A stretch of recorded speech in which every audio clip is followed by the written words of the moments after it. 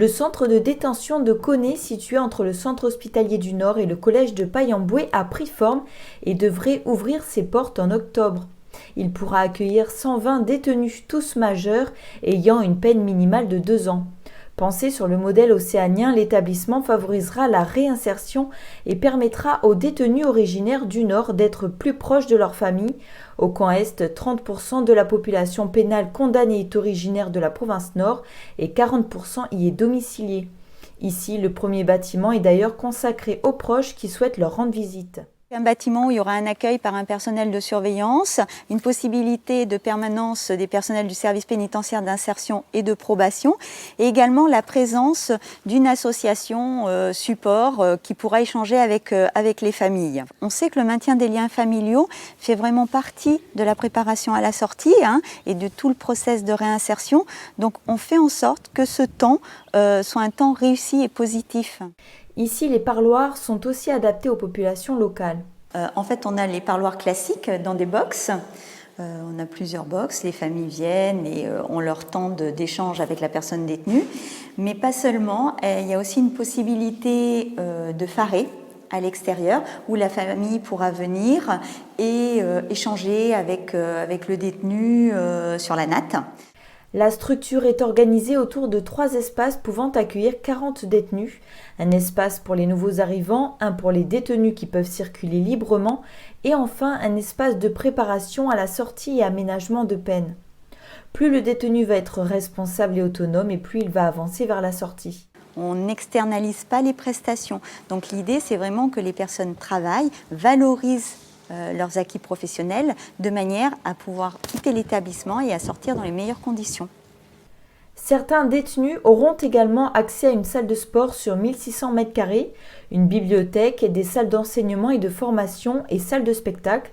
Des formations professionnelles de type agricole dédiées à l'élevage et au maraîchage seront aussi possibles. En dehors des heures d'activité, chaque détenu sera seul dans une cellule de 9 m². Sur la porte de la cellule, vous avez l'œilleton, la fermeture en service de jour et les verrous pour le service de nuit et la petite veilleuse quand il y a une personne détenue qui appelle. Avec le WC et la douche, un évier, lavabo. Et on aura une zone qui sera complétée par des étagères, un espace pour mettre le réfrigérateur, des rangements, un espace pour manger, la télévision. Et de l'autre côté, le lit de la personne détenue avec la liseuse et également les dispositifs de sécurité. Je pense que les conditions matérielles de détention vont de pair avec ce qu'on va proposer en termes de programme de préparation à la sortie.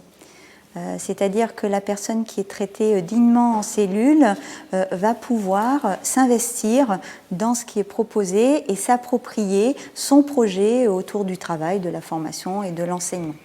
Le centre de détention, financé entièrement par l'État à hauteur de 6,4 milliards de francs, permettra en parallèle la création d'une centaine d'emplois directs avec des conseillers et surveillants pénitentiaires et du personnel administratif. Allez, passez une bonne journée. Allez, viens voir à maman. Salam maman. Et ouais. Salam maman.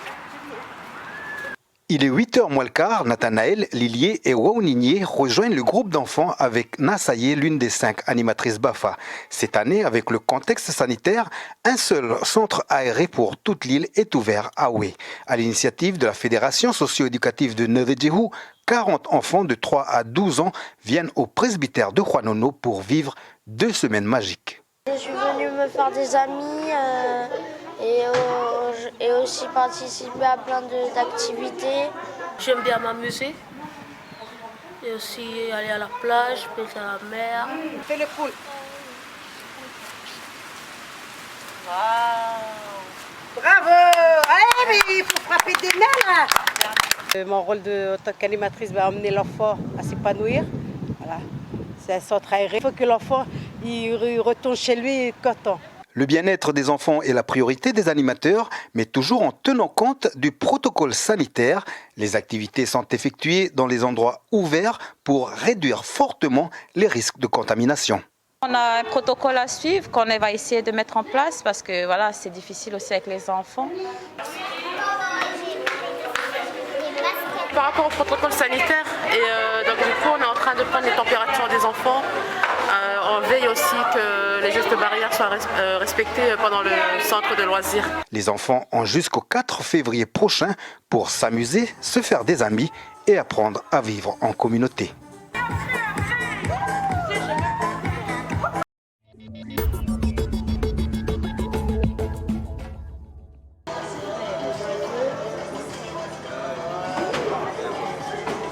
Mathéo, 6 ans, s'exerce à l'équilibre ici dans cet atelier cirque sur le site de Rivière-Salée. Il participe au programme Un été à Nouméa, lancé aujourd'hui par la mairie de Nouméa. Qu'est-ce que tu as préféré? Tenir en équilibre. Et pourquoi? Parce que c'est amusant, j'aime bien tenir en équilibre. Lancé de claquettes, trottinettes, baskets, plus de 40 animations sont proposées gratuitement à tout public.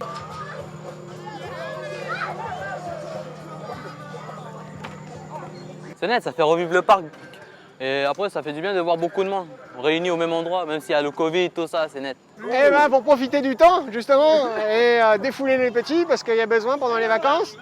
Et donc voilà, donc on avait vu qu'il y avait des animations ici, donc on vient voir, et voilà, c'est gratuit, donc c'est cool. Et les petits, ils s'amusent. Et nous aussi.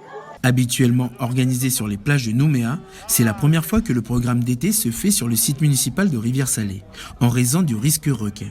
À la base, l'opération, exceptionnellement cette année, s'est déplacée au parc municipal de Rivière-Salée en raison du risque requin actuel dans les zones de baignade.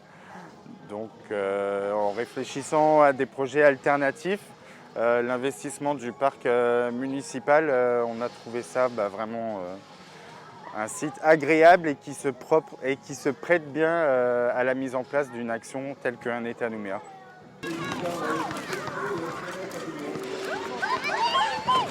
Tout ce qui est lien social et mixité, c'est important. Et c'est un événement d'échange et de partage qui permet justement d'atteindre ces objectifs. À partir de 11h, la pluie battante a arrêté les activités en plein air. À 13h, la municipalité a fermé les portes à cause des fortes pluies. Les activités reprendront habituellement à partir de demain à 9h. Mesures sanitaires obligent, impossible de rentrer sur le site sans passe sanitaire ou de test de dépistage de moins de 24 heures. Un été à Nouméa, c'est jusqu'au 4 février. Louis Mapou et Patrice Faure ont signé un avenant au contrat de développement État Nouvelle-Calédonie 2017-2022. Le contrat de développement est un outil de rééquilibrage prévu par la loi référendaire de 1988. C'est un document qui fixe les objectifs de développement économique pour les 5 années à venir, et ce, afin de dynamiser le territoire. À travers lui, l'État finance différents projets dans des domaines variés. Logement social, équipement public, santé, culture, jeunesse, la liste est longue. Entre 2017 et 2021, le contrat de développement a ainsi permis la rénovation du lycée Michel Rocard à Pointe-Boute ou encore l'aménagement du quai ferry à Nouméa. Ce matin, au gouvernement, Louis Mapou et Patrice Faure ont donc signé l'avenant numéro 5 de ce contrat. Objectif, réajuster celui-ci, une démarche qui n'a rien de nouveau. Sur un plan global, cette démarche a permis de diminuer le coût total du contrat de développement. Il est passé de 18,9 milliards à 18,5 milliards, soit une baisse de 400 millions de francs CFP.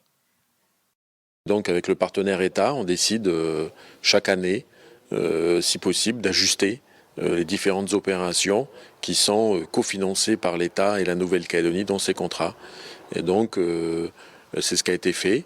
On ajuste, c'est-à-dire que soit on s'aperçoit qu'il y a des opérations qui n'ont plus lieu d'être, qui ne peuvent pas être réalisées dans les délais, donc on les enlève. Et puis il y a des ajustements à la hausse ou à la baisse sur certaines autres opérations où il y a besoin de plus de crédits, d'autres moins.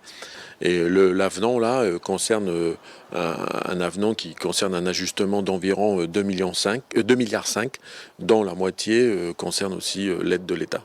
Voici comment ont été redéployés ces 2 milliards et 500 millions. 2 projets ont été abandonnés, celui de la création d'un établissement public et d'un établissement d'enseignement adapté.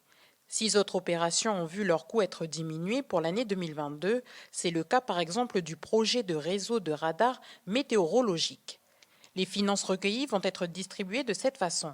Les budgets de 3 projets existants vont augmenter. Il s'agit de travaux sur la RT1, de rénovation de sites de la DPJEJ et du chantier du musée de la Nouvelle-Calédonie. Enfin, 4 nouvelles opérations doivent se faire. Il s'agira d'une part d'une intervention sur la route du col de Katiramona et d'autre part du financement d'études pour diverses infrastructures lourdes. Là, surtout comme c'est le dernier avant la fin de cette période contractuelle qui arrive à fin 2022, eh bien, on a aussi rajouté 2-3 opérations, mais au niveau études, pour pouvoir peut-être prévoir les futurs contrats qui arrivent, c'est-à-dire ces futurs contrats où l'État vient en aide de la Nouvelle-Calédonie à un niveau de subvention qui est à définir selon les opérations. Selon l'État, beaucoup de projets n'ont pas abouti durant le mandat 2017-2022 par manque de maturité.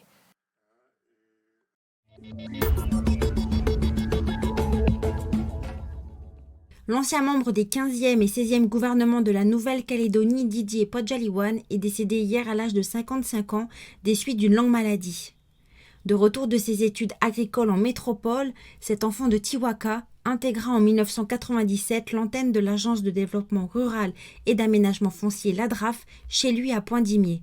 De 2006 à 2008, avec un master de développement local et d'aménagement du territoire en poche, il devient chargé de mission auprès du directeur général de l'ADRAF. 3 ans plus tard, il sera son directeur général adjoint. De 2010 à 2016, il présida la commission de l'agriculture, de l'élevage, des forêts et de la pêche au Conseil économique, social et environnemental de la Nouvelle-Calédonie.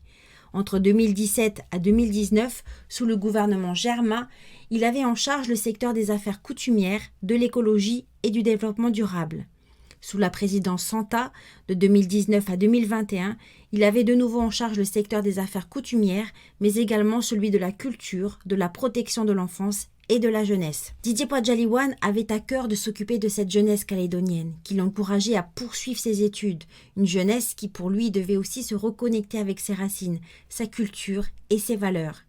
Militant de la première heure de l'Union calédonienne, il mena la liste UC au municipal à Point-Dimier lors des dernières élections en 2020.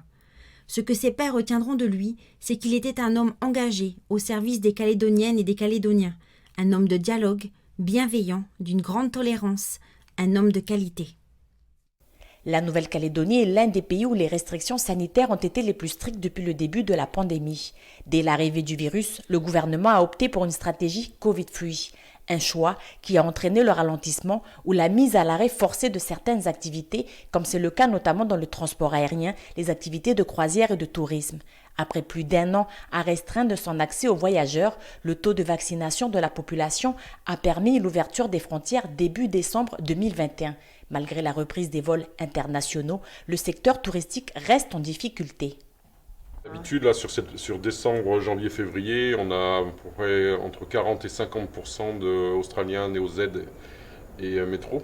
Donc là, ces 50%-là n'y sont pas. Et on n'a pas non plus les gens de Nouméa. Alors le point positif de la chose, qui n'est pas de tourisme, c'est qu'on a le temps d'entretenir le matériel. Il attend de bien sécher, donc c'est une bonne chose pour ça, au moins.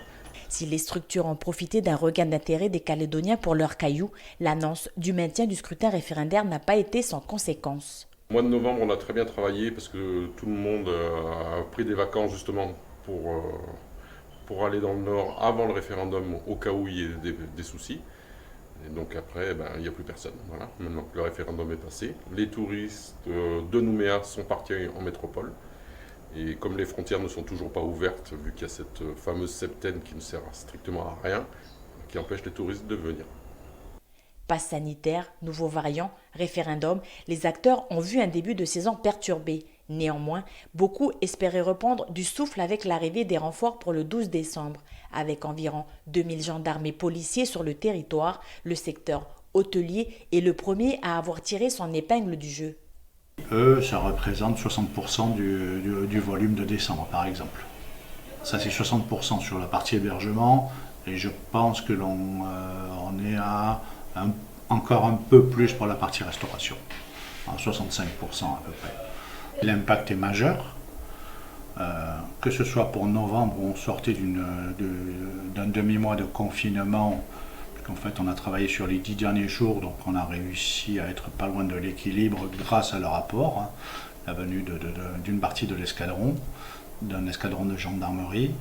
L'impact a été là aussi majeur pour le mois de décembre, puisque décembre, le référendum avait un petit peu figé le tourisme d'une manière générale.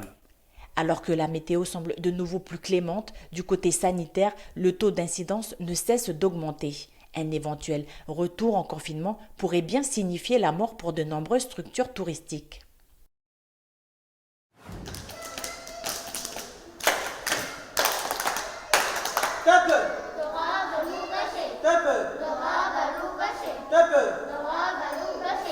Après un retard en décembre, les centres de loisirs ouvrent enfin leurs portes en province nord.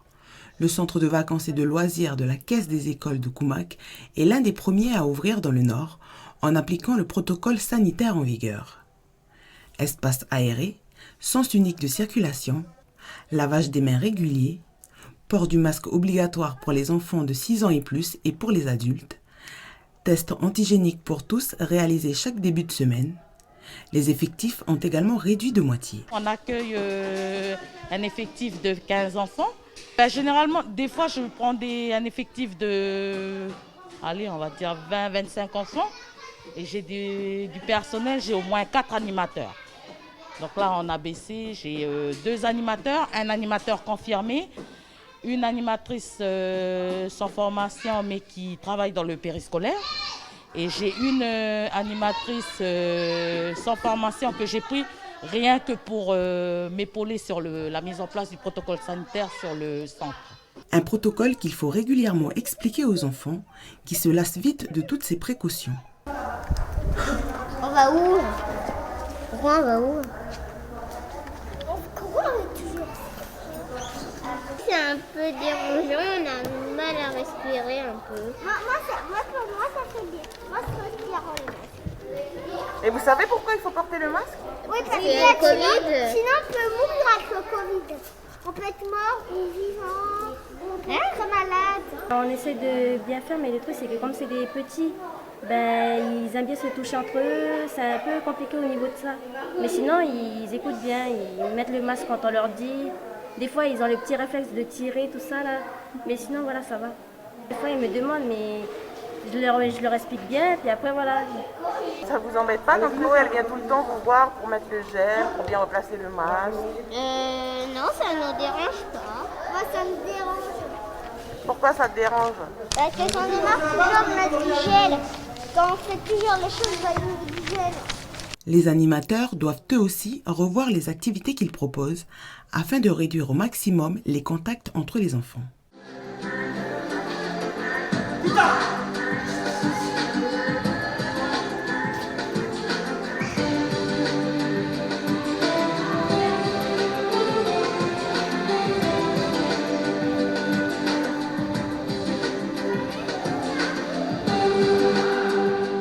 Comme on a un petit nombre d'enfants, donc du coup c'est plus facile pour moi pour travailler. Parce que si on était beaucoup, avec le Covid, c'est pas évident parce qu'il faut faire les gestes barrières, c'est difficile. Ils sont de 7h30 jusqu'à 16h30 avec nous.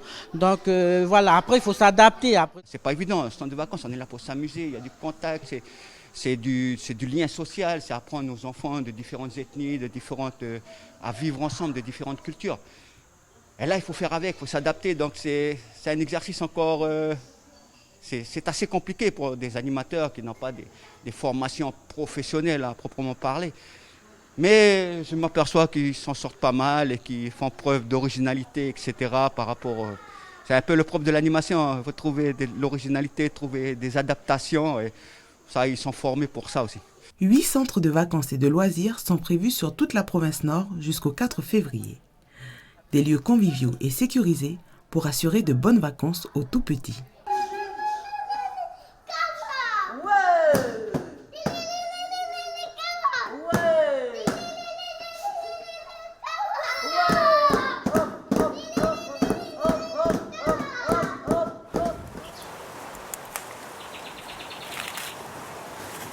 je vais faire 3 bouteilles avec ce que j'ai là.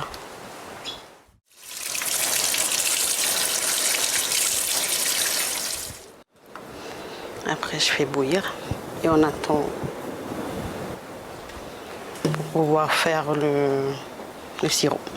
Thym martiniquais, eucalyptus, niaouli, menthe, Tan puise ses inspirations dans les plantes locales et les fruits de saison. Et avec ses nouvelles recettes, plus de déchets. Elle exploite toutes les parties des fruits comme les écorces de citron.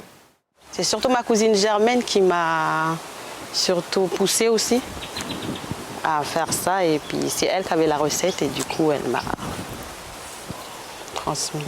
Et puis c'est un message aussi pour faire passer aux parents que voilà, les boissons gazeuses et tout, c'est pas trop bon pour les enfants. Donc il faut déjà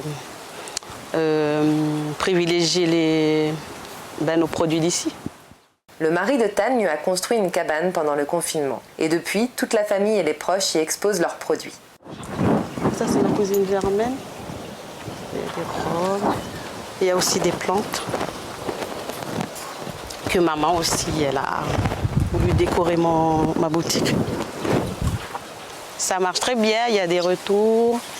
Et puis aussi, je baisse un peu les prix. Parce qu'ici, tout le monde n'a pas le même porte-monnaie.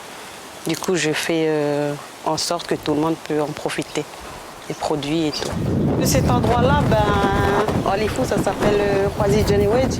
Et Khoisi Djenewedj, c'est la baie des Podanus. Et du coup, j'ai appelé ma boutique la boutique Podanus. Au rayon de ses prochaines expérimentations de sirop, le parfum citronnelle. Avis aux clients de la boutique du Pandanus.